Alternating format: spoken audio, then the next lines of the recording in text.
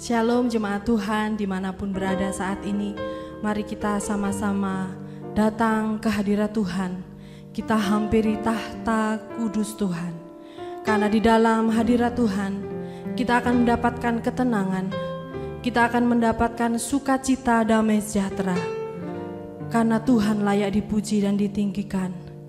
Dia adalah Allah yang Maha Kudus. Haleluya.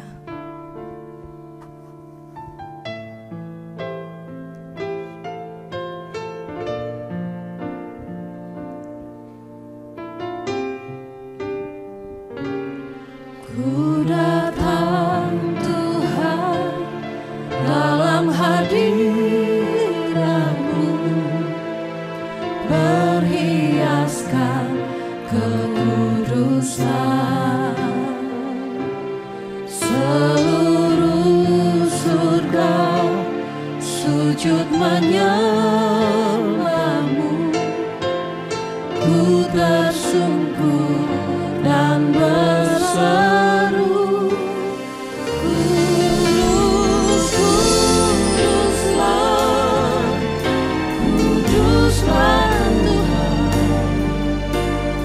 Allah semesta alam. Kudus, Kuduslah,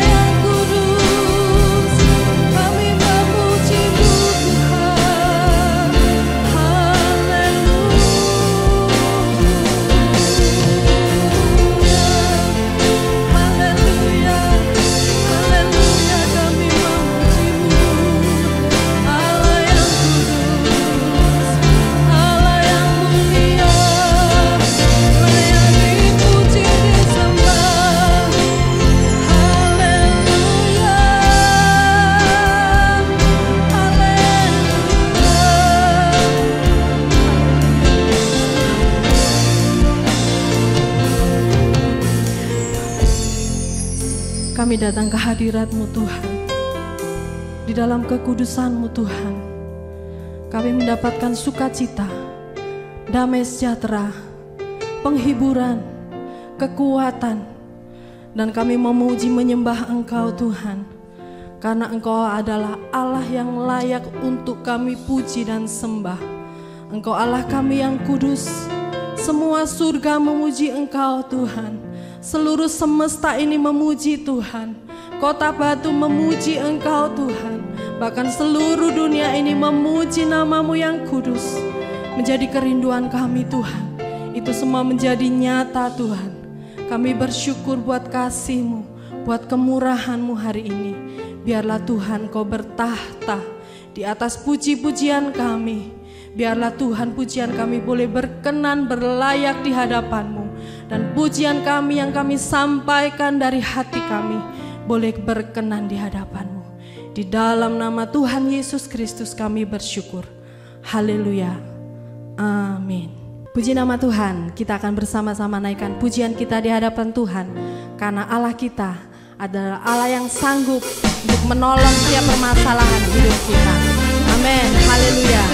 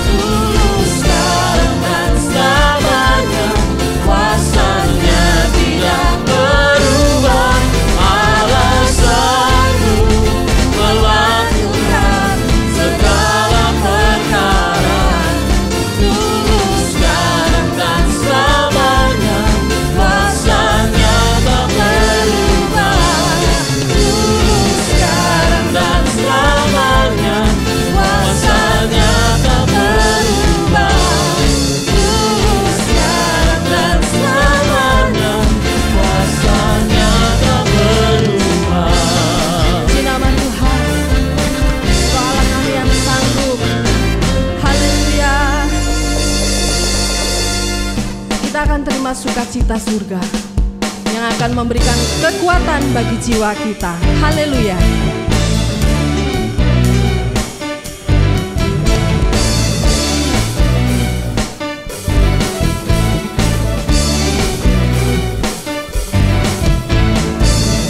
Sukacita surga, itulah kekuatan bagi jiwa. Dapat rasakan kasih-Nya di tengah badai yang bergelora. Terima sukacita surga, itulah kekuatan bagi jiwa. Dapat saksikan kuasa-Nya, taklukkan badai yang bergelora. Haleluya, Kau ada dalam hatiku, bahkan kata semangatku, takkan hilang kekuatanku. Haleluya, Kau mau bersorak bagimu, sukacita surga nyata penuhiku.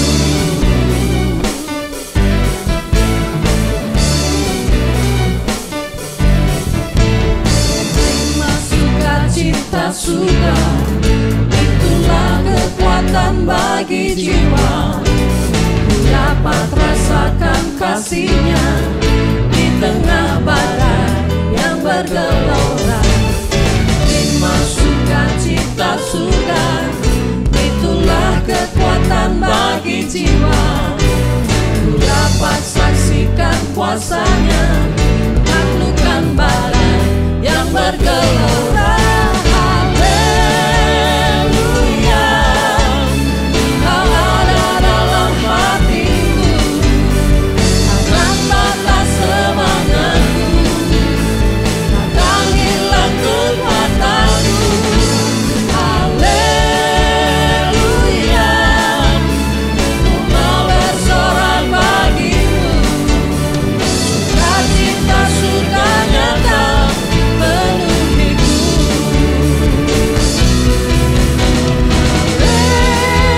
Haleluya, Kau ada dalam hatiku, takkan patah semangatku, takkan hilang kekuatanku. Haleluya, Ku mau bersorak bagimu, sukacita surga nyata penuhiku. Sukacita surga nyata penuhiku.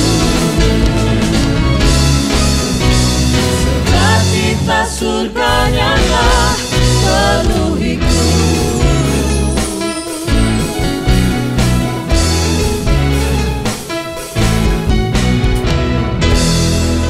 Puji nama Tuhan.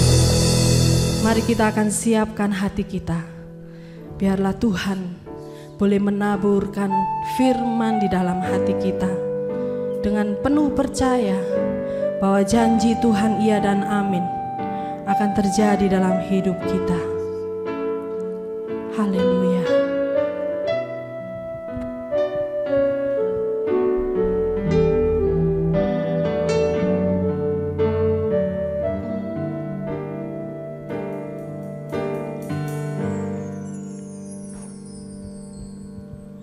Sungguh besar setiamu, Kau nyatakan bagiku.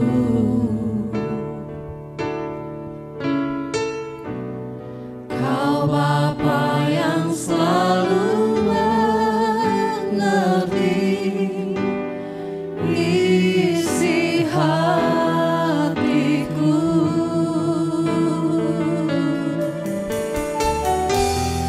Kemuliaan-Mu Kau janjikan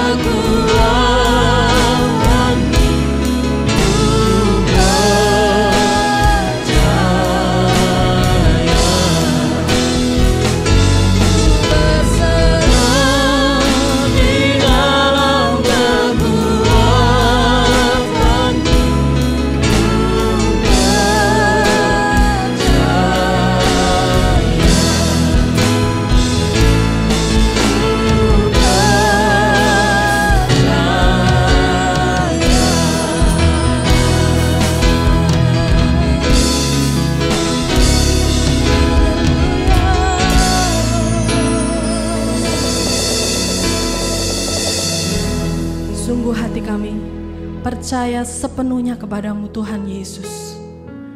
Engkaulah yang membuat segala sesuatu begitu indah di dalam hidup kami Tuhan. Dan kami menaruh harapan kami kepada janji firman-Mu itu akan menjadi dalam kehidupan kami, menjadi nyata di dalam hidup kami, dalam setiap keseharian kami. Mari Tuhan Engkau berfirman di dalam hati kami. Kami menyediakan hati kami, biarlah hati kami menjadi tanah yang baik untuk Engkau menanamkan firman-Mu itu di dalam hati kami, yang akan bertumbuh, akan berbuah, dan janji-Mu itu Tuhan nyata di dalam hidup kami. Kami siap menerima firman Tuhan. Urapi hamba-Mu Tuhan dengan kuasa-Mu yang maha kudus. Kiranya Allah Roh Kudus akan memberikan urapan sepenuhnya, sehingga setiap kata yang disampaikan berasal daripada-Mu. Di dalam nama Tuhan Yesus Kristus kami sambut firman Tuhan. Haleluya. Amin. Amin. Silahkan saudara duduk kembali. Amin. Shalom. Salam sejahtera dalam kasih Tuhan Yesus Kristus. Sangat bersyukur kita berada di rumah Tuhan pada pagi hari ini, karena adalah lebih baik untuk berada di hadirat Tuhan walaupun dalam waktu yang singkat dibandingkan dengan waktu yang panjang berada di kumpulan orang-orang fasik. Demikianlah firman Tuhan katakan pada kita. Terima kasih Ibu yang telah memberikan kesempatan pada saya untuk menikmati hadirat Tuhan dalam ibadah ini, sekaligus sharing firman Tuhan bagi kita sekalian. Saya mendapatkan satu pengalaman dalam awal bulan Oktober ini untuk hadir dalam satu acara konferensi misi sedunia di Kenya, di Nairobi. Hadir hampir 80 negara, dan kira-kira dihadiri oleh 1.200 pemimpin untuk membicarakan misi dunia. Dan ada banyak berita yang luar biasa. Ada di negara-negara tertentu di mana Tuhan sungguh-sungguh bergerak dengan sangat luar biasa sehingga banyak orang diselamatkan. Satu kesaksian yang tidak boleh direkam, yang mau nggak mau saya akan sampaikan di sini karena nggak direkam. Ethiopia adalah satu negara yang tertutup, kuat sekali. Agama yang mayoritas itu sangat kuat sehingga tidak mungkin ada pemberitaan Injil. Tapi ternyata secara diam-diam Tuhan menyelamatkan orang-orang dengan senyap, dan akhirnya bahkan sudah ada jutaan orang yang mengikut Tuhan dan mengadakan ibadahnya bukan pada hari Minggu, tapi pada hari lain, dan hanya dalam kumpulan kecil yang jumlahnya sangat luar biasa. Tidak hanya mereka diselamatkan oleh Tuhan walaupun ada dalam penganiayaan yang sangat besar, tapi juga mereka kemudian digerakkan untuk menjadi misionari ke negara-negara tetangganya di daerah Afrika Utara, yang menyebabkan mereka memberitakan Injil ke tempat-tempat itu dengan risiko-risiko kematian. Tetapi Tuhan bergerak dengan luar biasa. Terkadang saya membayangkan bahwa ketika kekristenan berada di tengah-tengah kenikmatan dan kenyamanan, malah kadang-kadang kita tidak berseru kepada Tuhan dan memohon Tuhan untuk menolong supaya kerajaannya akan berkembang di tempat kita. Tapi di tempat-tempat di mana mereka sedang mengalami kesulitan yang luar biasa untuk hanya hidup saja sebagai orang Kristen, nah, akhirnya mereka berseru kepada Tuhan. Dan waduh, kalau mau menceritakan cerita-cerita mujizat yang diceritakan luar biasa. Nah, acaranya padat dari hari Selasa sampai hari Jumat. Ya. Tapi pada hari Sabtu kami ada flight balik ke Indonesia malam, dan Sabtu pagi kosong. Lalu diajak jalan-jalan ke Taman Safari di Nairobi. Di ibu kota itu Taman Safari-nya ada di luar kota. Luasnya 11.400 hektar. Itu bukan yang terbesar, karena yang terbesar, saya tadi ngomong 11.000. Saya ngomong mestinya 110.000 400 hektar. Yang paling luas ada kira-kira 300-an hektar lebih di tempat lain. Nah, kami mesti masuk itu dengan memakai mobil-mobil jeep yang tertutup karena binatang-binatang yang mulai dari kecil sampai besar ada semua di sana. Nah, segala macam jenis kera mulai dari yang kecil seperti kucing sampai yang besar. Lalu kemudian tidak ada tiger, tidak ada harimau, yang ada singa. Tapi kemudian kami mendapatkan pengetahuan. Saya katakan, Pak, kalau kita keluar bisa nggak? Lalu dia bilang, oh jangan sama sekali, Pak, nanti bahaya sekali. Kita nggak pernah tahu singa ada di mana itu. Gitu. Jadi lalu kemudian seandainya terlanjur kita keluar, bagaimana, Pak? Kalau terlanjur keluar pas ada singa, jangan lari gitu. Karena kalau lari nanti kamu akan dikejar dan kamu akan dihabisi oleh singa itu. Atau jangan seperti mau merasakan takut kepada singa itu gitu. Lalu apa yang harus kita lakukan? Ya seolah-olah berani saja gitu. Seolah-olah mau melawan dia gitu.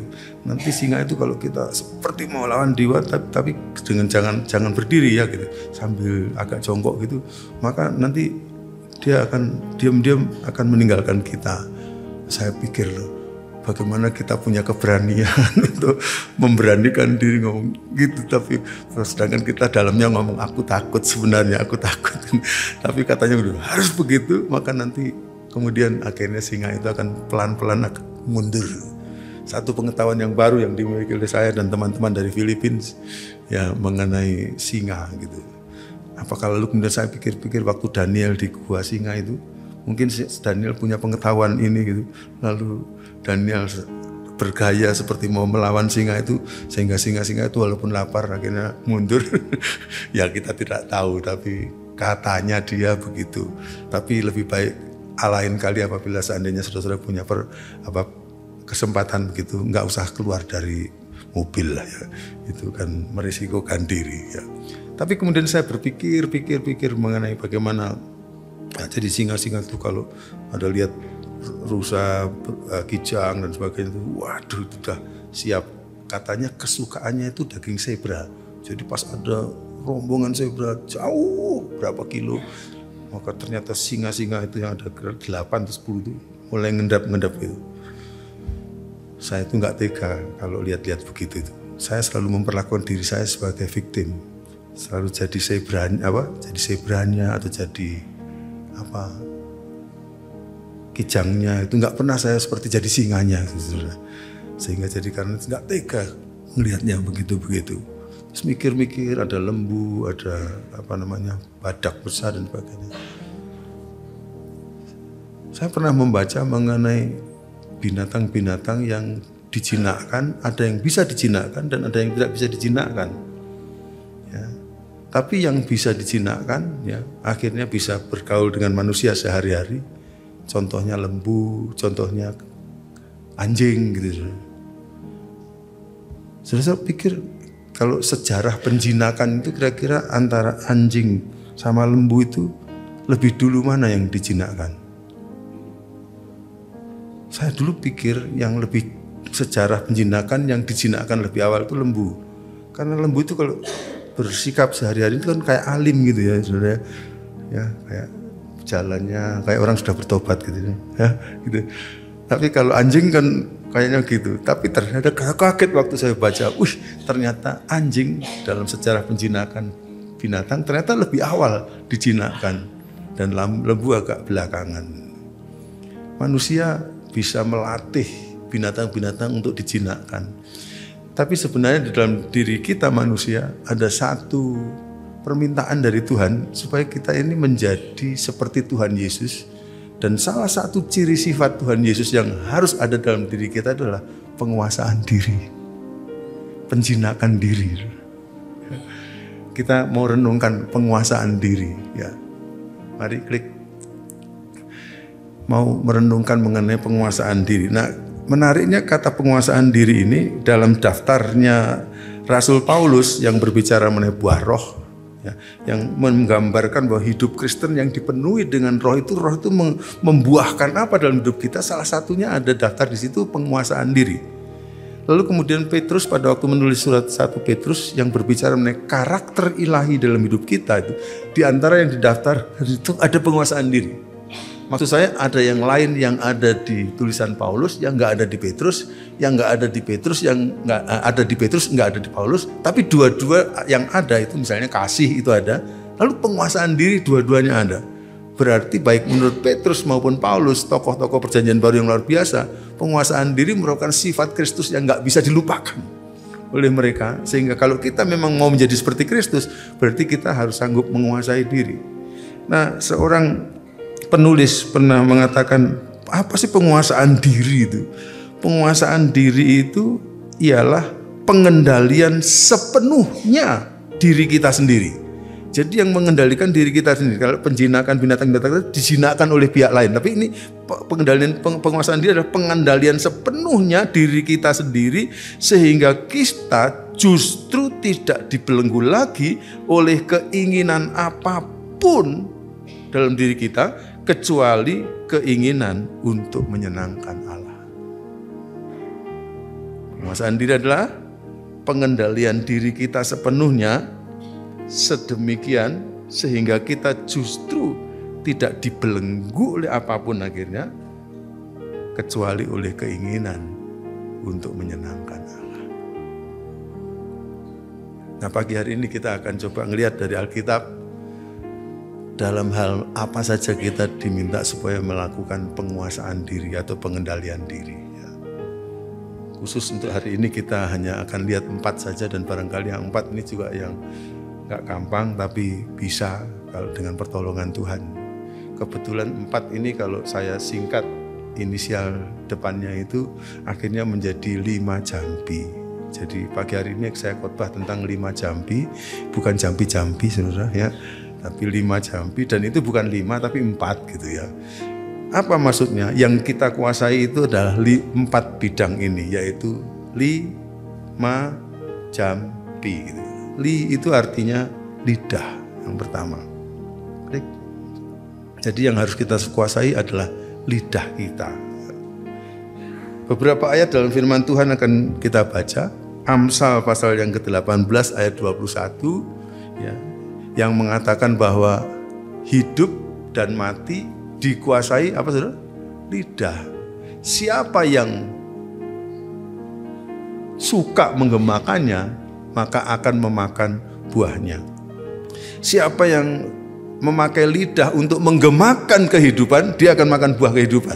Tapi siapa yang suka memakai lidah untuk menggemakan kematian, maka dia akan mengalami kematian ya. Jadi mari kita pakai lidah kita untuk menggemakan kehidupan, sehingga kita akan makan buah kehidupan. Biarlah kita tidak akan menggemakan lidah kita untuk kematian, sehingga akhirnya kita akan memakan buah kematian. Pernah ada orang yang mengatakan, kenapa sih kok orang Israel itu kan yang keluar dari Mesir itu kan kira jumlahnya sekitar 2 juta orang, 600.000 laki-laki, 2 juta atau 3 juta katanya para pakar.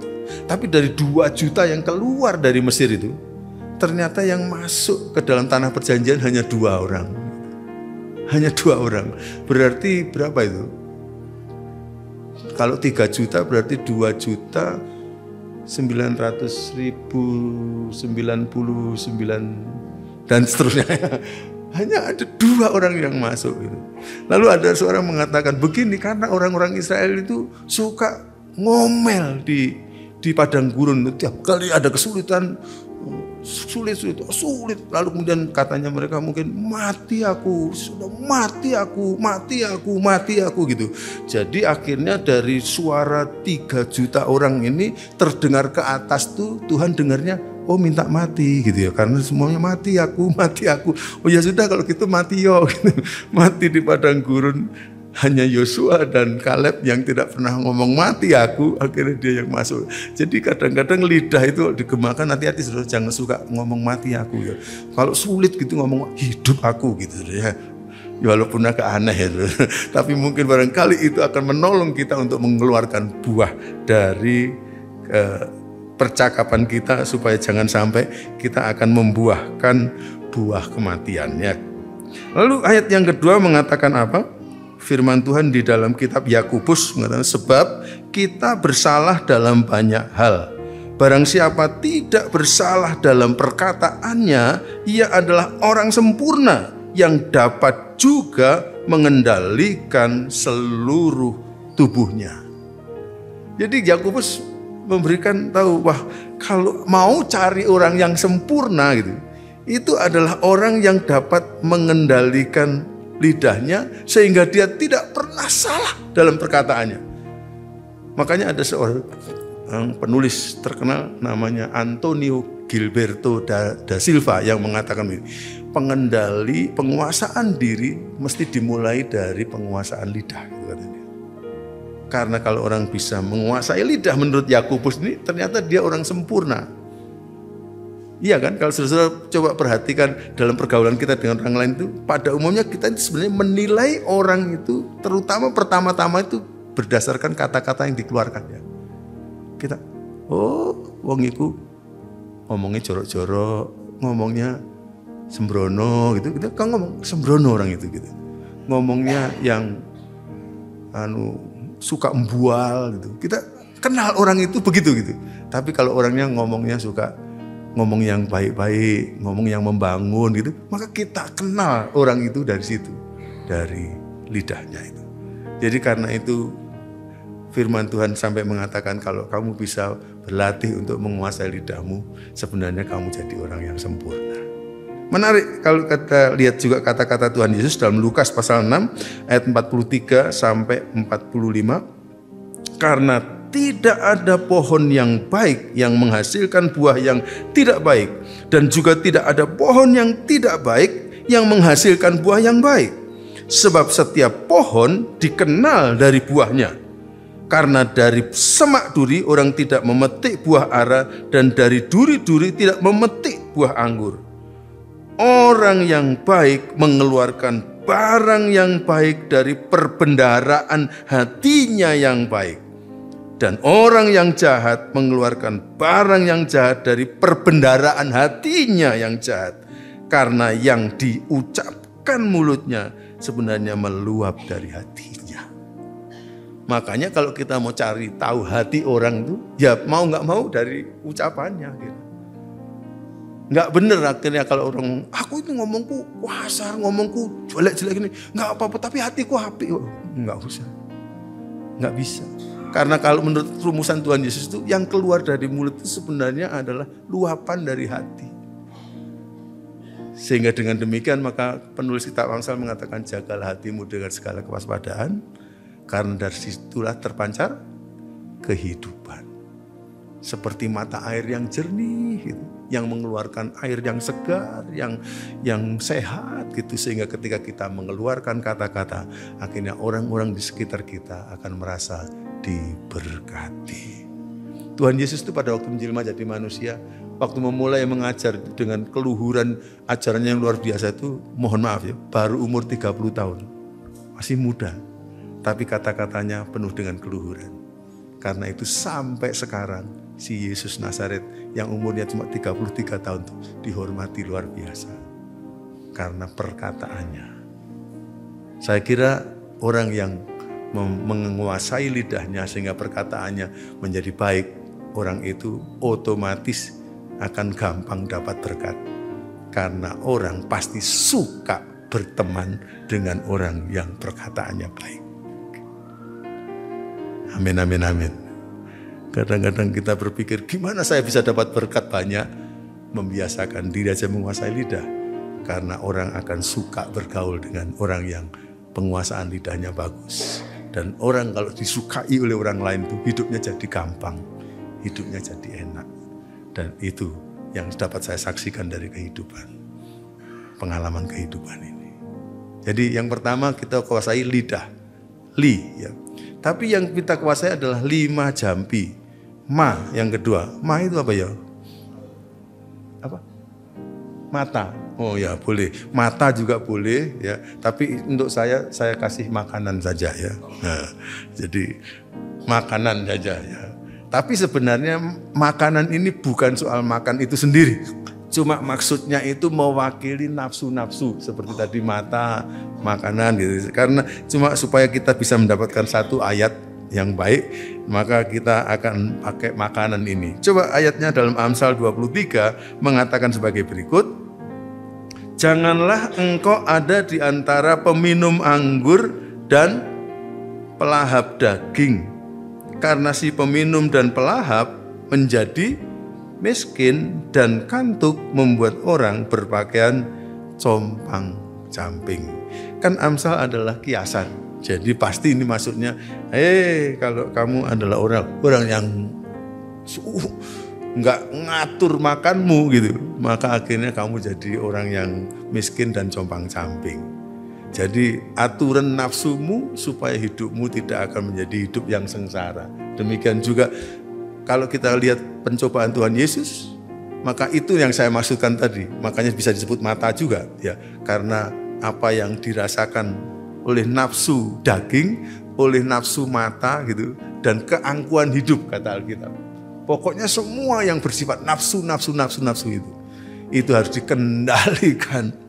Sebab orang yang bisa mengendalikan, coba kalau orang bisa mengendalikan, menguasai dirinya terhadap nafsu makan yang berlebihan, yang luar biasa, hanya cari enak saja tapi tidak cari sehat. Orang bisa mengendalikan dirinya dari nafsu matanya yang mohon maaf jelalatan, sehingga matanya dipakai untuk hal-hal yang baik. Orang bisa mengendalikan keangkuhan hidupnya supaya tidak menjadi selalu saja mencari perhatian dan mencari kekuasaan atas orang lain. Maka pada akhirnya orang macam begitu pasti disukai oleh banyak orang. Kiranya Tuhan akan menolong kita supaya kita akan makan. Ya. Puji Tuhan, dalam tahun-tahun ke depan Indonesia akan sehat karena akan ada makan gratis. Ya. Dan bergizi ya, makan. Jadi katanya orang makan yang penting bukan makan enak tapi makan bergizi. Tapi kalau kita pilihnya ya enak ya bergizi gitu ya. Nah yalah gitu. Kalau bisa ya enak ya bergizi. Jangan hanya cuma bergizi saja tapi pahit gitu loh. Tapi kadang-kadang yang harus kita perhatikan adalah kesehatan kita. Bagaimana kita makan supaya bisa kuat dan sehat dan bukan hanya untuk kenikmatan. Itu soal makan. Tapi makanan ini hanya mewakili semua nafsu-nafsu kita seperti pencobaan Tuhan Yesus. Supaya kalau kita bisa menguasai nafsu-nafsu kita itu, maka kita akan menjadi orang yang tidak harus mengalami kesengsaraan dalam kehidupan ini. Ada orang-orang pada masa mudanya, waduh hidupnya rusak bener. Kalau orang Jawa ngomong moli mau dilakukan semua. Lalu dia bertobat jadi Kristen. Ya ada yang mengalami kesembuhan total. Tapi ada juga yang cukup banyak saya amati justru memang Tuhan membuat hidupnya jadi enak. Cuma akibat-akibat secara fisik yang dulu dilakukan, ada sebagian yang tidak akan beres hanya dengan pertobatan saja. Karena apa yang kita tabur terhadap nafsu-nafsu itu rupanya tetap berpengaruh secara kiranya kita akan ditolong oleh Tuhan supaya kita tidak akan menjadikan hidup kita justru malah menderita, tapi akan menikmati kehidupan di dalam kemurahan Tuhan. Amin. Jadi yang harus kita kuasai yang pertama adalah yaitu lidah kita ya, biar kita kiranya kita akan ngomong yang baik-baik ya. Dan salah satu diantaranya juga moga-moga tidak suka gosip ya, karena gosip itu merusakkan orang lain ya. Merusakkan orang lain. Pernah saya dengar cerita ada orang yang suka gosip luar biasa. Lalu kemudian ini anak Tuhan, lalu kemudian pas ada kebaktian rupanya dia tersentuh oleh firman Tuhan dan dia menyadari kesalahannya luar biasa, tapi dia sudah banyak menggosipkan orang lain. Lalu kemudian dia datang pada gembalanya, waduh Pak Pendeta, saya mau bertobat bagaimana supaya saya bisa diampuni dari dosa gosip saya, dan mulai sekarang dan seterusnya saya tidak akan menggosip lagi. Gimana Pak supaya saya bisa diampuni oleh Tuhan? Pak pendeta ngomong, Bu, datang ke sini. Kebetulan ibu datang ke sini, besok bawa 1 karung bulu ayam gitu. Oh ya Pak. Lalu setelah itu besoknya dibawa, terus diapakan Pak? Coba Ibu bawa bulu ayam ini ke puncak gunung kita, gunung kecil di desa itu. Lalu setelah itu Pak, sampai di sana nanti coba tolong keluarkan bulu ayam itu dari karung, ya. Lalu kemudian Ibu datang ke sini gitu. Nanti baru kemudian saya akan kasih tahu, ya, what's next, apa yang selanjutnya. Wow, terima kasih Pak, terima kasih. Lalu dia bawa bulu ayam itu ke atas gunung, lalu dikeluarkan semua bulu ayam, lalu karungnya dibawa turun. Pak, ini Pak, karungnya sudah kosong gitu. Jadi masih ada lagi yang perlu saya lakukan Pak? Oh enggak banyak, cuma tinggal 1 saja gitu. Apa Pak? Itu sudah mulai siang.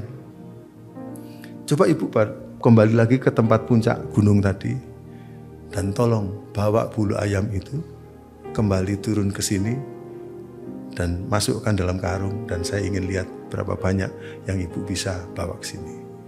Karena itu hari siang, anginnya sangat besar, dan waktu dia pergi ke puncak gunung, bulu ayam sudah tersebar di seluruh gunung itu. Dan dia tidak punya waktu untuk mengumpulkan bulu ayam itu. Akhirnya dia datang kepada pendeta, Pak pendeta, bagaimana saya bisa mengumpulkan bulu ayam itu? Sudah terserak, tiap kali saya mau ambil sudah kena terbang lagi. Lalu Pak pendeta, nah itulah Bu, gosip Bu. Ibu sudah stop tapi gosipnya masih terus gitu. Jadi hati-hati dengan gosip, karena kadang-kadang itu bisa merusak orang dan kasihan orang yang dirusak gitu. Ingat bulu ayam saudara, dan stop menggunakan lidah untuk melakukan perkataan-perkataan yang tidak bagus. Cuma hidup 1 kali aja. Mari kita pakai lidah kita untuk sesuatu yang menjadi berkat bagi orang lain. Tapi yang kedua adalah makanan, mata atau segala nafsu tubuh kita. Lalu jampi ya, 5 jampi. Jamnya apa ya? Ya jam. Klik ya jam itu. Maksudnya waktu, betul. Waktu harus kita kuasai. Ada ayatnya yang mengatakan dalam kitab Efesus pasal yang kelima ayat 15 sampai ayat 16. Tuh, firman Tuhan katakan, karena itu perhatikanlah dengan seksama bagaimana kamu hidup. Janganlah seperti orang bebal. Orang bebal itu bodoh sekali. Wong Malang ngomongnya metel gitu, bebal dia. Metel orang ini ya. Tetapi seperti orang arif. Dan pergunakanlah waktu yang ada karena hari-hari ini adalah jahat. Menariknya saudara-saudara, kebebalan, kebodohan kalau menurut Alkitab tidak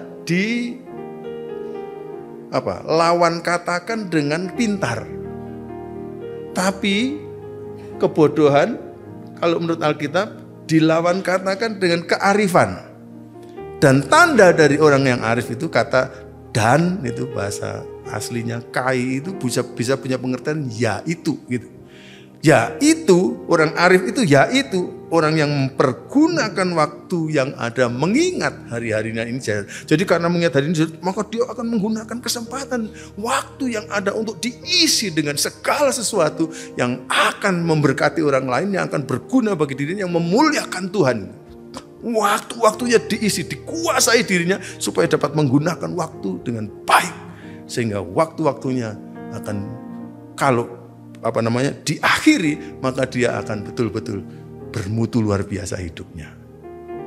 Kadang-kadang orang berpikir mengenai usia lanjut, waduh kalau saya diberkati saya bisa usia lanjut. Bagus punya usia lanjut. Tapi andai kata kita punya usia lanjut tapi isi hidup kita nggak bagus, ya buat apa lo panjang-panjang tapi isinya nggak bagus. Tapi kalau seperti Tuhan Yesus, umurnya cuma 33 tahun saja di muka bumi ini, tapi isi hidupnya luar biasa. Sehingga hari ini sepertiga penduduk dunia, berarti 2,7 miliar orang sedang menyembah dia. Karena memang dia patut untuk dihormati. Karena apa? Waktunya dipergunakan dengan sangat luar biasa bagus. untuk memuliakan Bapa, untuk memberkati orang lain. Sehingga akhirnya hidupnya yang cuma 33 tahun. Luar biasa. Sehingga pada akhirnya hidup itu sebenarnya bukan soal panjang pendeknya, tapi soal kualitas hidup kita. Bagaimana kita mengisinya. Ya. Cobaan terakhir yang zaman sekarang sangat berbahaya adalah penggunaan waktu kita. Oleh karena kita ditemani oleh teman yang tidak pernah lepas dari kita ini. Dan akhirnya waktu kita habis di situ. Dengan tidak ada arti apa-apa bagi orang lain. Moga-moga Tuhan akan menolong kita. Sehingga pada akhirnya kita akan benar-benar evaluasi penggunaan waktu kita. Jangan sampai banyak waktu hilang, tapi nggak ada buahnya apa-apa. Kiranya Tuhan akan menolong sehingga buah hidup kita dalam waktu yang singkat mentes. Luar biasa karena kita menguasai waktu kita. Saya kelihatannya ngomong sangat enteng, tapi saya sungguh-sungguh khawatir kalau hari-hari ini diadakan survei di seluruh dunia. Terlalu banyak orang menggunakan waktunya untuk ini yang tidak ada gunanya. Tidak ada kaitan sama sekali dengan kekekalan dan dihabiskan untuk yang ini. Ini teman akrabnya semua orang ya saudara. Kita ketinggalan uang nggak apa-apa ya sekarang. Ketinggalan kunci kadang-kadang nggak terlalu mikir. Tapi kalau ketinggalan ini kayak sudah mati. Dan kadang-kadang kita menggunakannya untuk menghabiskan waktu-waktu kita. Sehingga waktu kita tidak ada buah apa-apa untuk kekekalan. Moga-moga hari ini Tuhan akan menolong kita. Sampai akhirnya kita akan menggunakan waktu dengan baik. Waktu kita akhiri hidup kita nanti. Maka kita akan. Kata waktu yang pergunakan waktu yang ada yang dipakai oleh Paulus di sini. Dalam bahasa aslinya itu ada dua kata waktu yang diterjemahkan dalam bahasa Indonesia waktu ya. Yaitu yang pertama kairos, yang kedua kronos. Tapi yang dipakai di sini itu kairos. Kairos itu apa? Kairos itu kesempatan, peluang.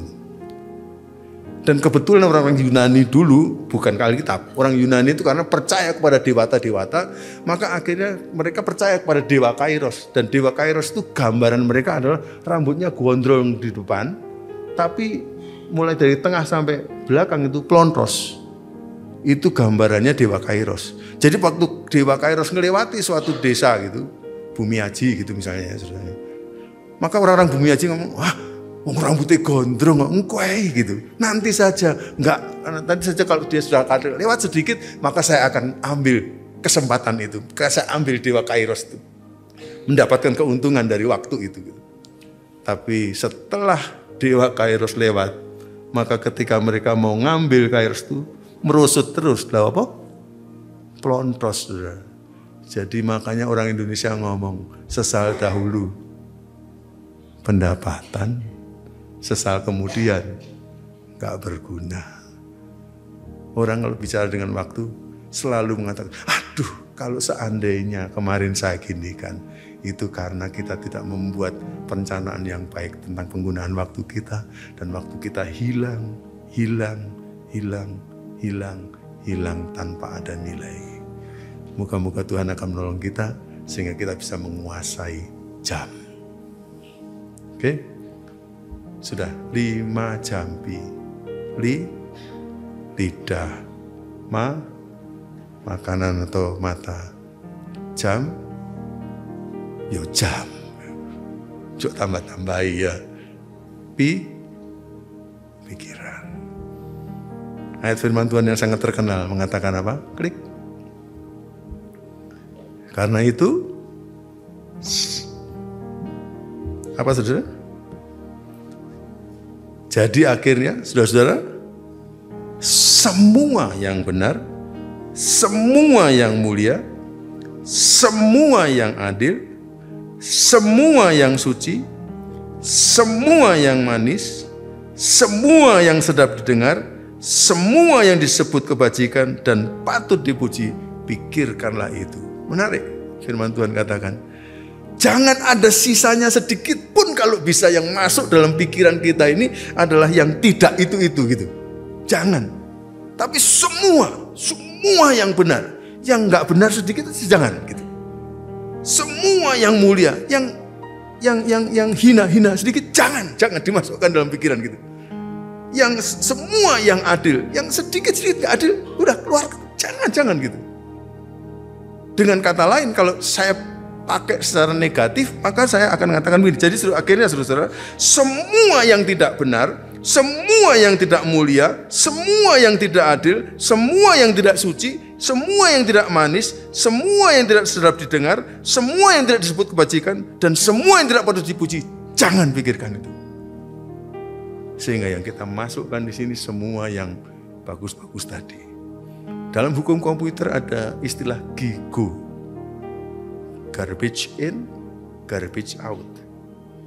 Kalau yang kita masukkan ke dalam komputer itu programnya yang garbage, yang sampah-sampah, maka yang bisa kita lihat dari komputer itu hanya sampah-sampah. Begitu pikiran kita, tergantung apa yang kita masukkan. Jangan sampai gigo ada di sini. Garbage in, garbage out. Kalau kita masukkan dalam pikiran kita semua yang sampah-sampah, semua yang tidak suci, semua yang tidak benar, semua yang tidak mulia, semua yang tidak terdengar, maka yang keluar dari pikiran kita itu. Tapi kalau yang kita masukkan adalah semua yang benar, semua yang mulia, semua yang adil, semua yang suci, semua yang manis, semua yang sedap didengar, semua yang disebut kebajikan, dan semua yang patut dipuji, maka yang keluar dari hidup kita akan yang baik-baik. Sampai ada seorang bernama Earl Elletson yang dia mengatakan, saya melatih pikiran saya waktu saya membaca ini dengan memasang karet gelang yang agak kuat di di gelang saya ini, di pergelangan tangan saya. Kenapa? Dia katakan, kalau begitu pikiran saya langsung mikirkan yang tidak ada di sini nih, maka saya selalu jebret, supaya saya kaget. Tiap kali saya mikirkan gitu, saya jebret, supaya kaget. Dan akhirnya orang itu mengalami pertumbuhan rohani yang luar biasa. Karena dia mau menguasai pikirannya untuk semua yang baik. Pulanglah dengan 5 jambi, bukan jambi-jambi, tapi penguasaan terhadap lidah, penguasaan terhadap makanan atau segala nafsu, penguasaan terhadap jam, dan penguasaan terhadap pikiran. Orang yang bisa menguasai itu, kayaknya buah hidupnya, entahkah hidupnya pendek atau panjang, pasti akan jadi berkat bagi semua orang seperti Tuhan Yesus Kristus. Mari kita berdiri sama-sama dan tanggapi firman ini dengan bernyanyi bersama. Ku mau seperti-Mu Yesus, disempurnakan selalu dalam segenap jalanku, memuliakan nama-Mu. Mau seperti-Mu Yesus, mau seperti-Mu Yesus, sempurnakan selalu dalam segenap jalanku, memuliakan nama-Mu. Beberapa waktu yang lalu ada satu dosen datang di samping, dokter dari Kanada, dan dia mengatakan dalam sebuah ibadah sebenarnya bagian mana dari ibadah itu yang penting. Ada yang menjawab bagian penyembahan, ada yang menjawab, oh pada waktu firman Tuhan diberitakan. Lalu dia mengatakan, kok menurut saya yang paling penting adalah waktu firman sudah diberitakan, kita nanggapi seperti apa. Tanggapan kita terhadap firman itu bagian terpenting dari ibadah. Dan saya tidak tahu tanggapan saudara terhadap renungan kita pagi hari ini seperti apa. Apapun tanggapan itu, ungkapkan kepada Tuhan. Dalam penyanyian ini, kalau saudara mau mengangkat tangan kepada Tuhan, Tuhan tolonglah saya, karena saya ingin menjadi seperti Engkau. Jadikan aku hidupku yang sisa ini menjadi berkat bagi siapapun yang berjumpa dengan aku. Kalau saudara-saudara merindukan kerinduan semacam itu, mari nyanyikan lagu ini dengan sesungguhnya. Mungkin saudara mau ngangkat tangan dan hati saudara menyembah kepada Tuhan. Ku mau sepertimu Yesus. Haleluya, haleluya. Ku mau sepertimu Yesus, disempurnakan selalu dalam segenap jalanku, memuliakan namamu,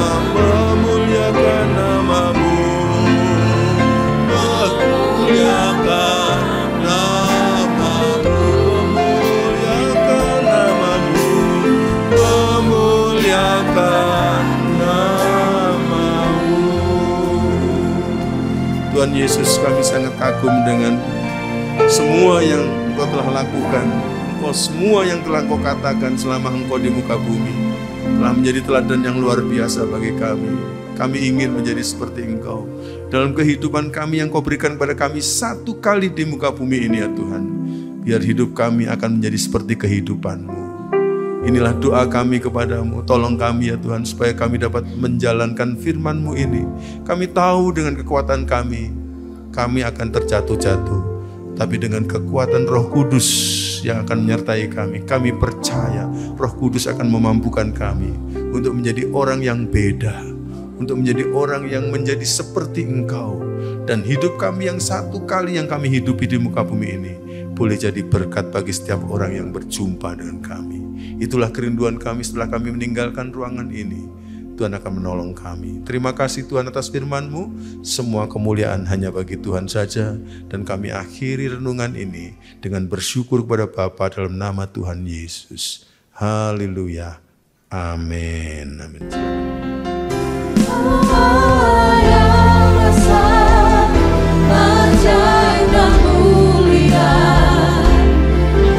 Yesus yang selalu membuatku terpesona, segala pujian bagi-Mu ya Tuhan. Hanya Kau yang layak ku anugerah, hanya Kau yang layak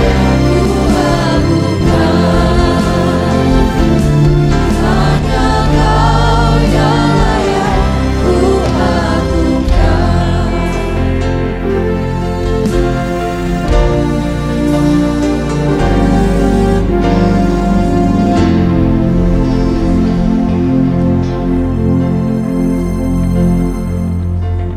Ya Tuhan, hadirat-Mu tetap menyertai mereka untuk memberkati setiap rumah tangga mereka, seluruh anggota keluarga mereka. Berkatilah usaha dan mata pencaharian umat-Mu. Berkatilah roti dan air mereka. Berkatilah umat-Mu ini dengan kekuatan dan kesehatan. Sesungguhnya Engkau sangat mengasihi umat-Mu. Seluruh umat-Mu ini ada di dalam telapak tangan-Mu, dan tak seorang pun dapat merampas mereka, domba-domba-Mu ini, dari dalam tangan-Mu.